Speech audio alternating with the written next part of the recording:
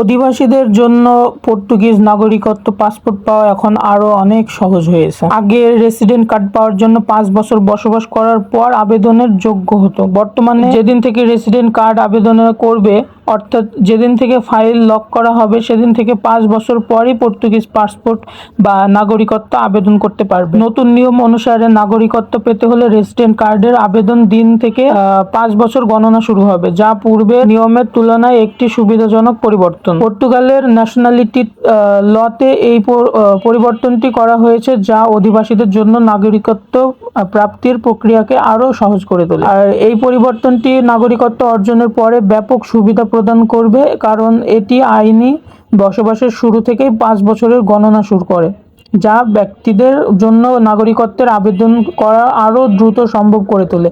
এই পরিবর্তনের জন্য বিশেষ উপকারী যারা পর্তুগালে স্থায়ীভাবে বসবাস করতে চান এবং দেশটির পূর্ণ নাগরিকত্ব অর্জন করতে আগ্রহী। আর আজকের ভিডিওটি এই পর্যন্তই ছিল। কোনো প্রশ্ন থাকলে কমেন্ট করুন, আর আমার চ্যানেলটিতে সাবস্ক্রাইব করে রাখুন যাতে আমি নতুন কোনো ভিডিও আপলোড দেওয়ার সাথে সাথে আপনারা পেয়ে যান। তো দেখা হচ্ছে আমার পরবর্তী ভিডিওতে। ততক্ষণ পর্যন্ত স্টে সেফ অ্যান্ড চিয়ার্স। আসসালামু আলাইকুম।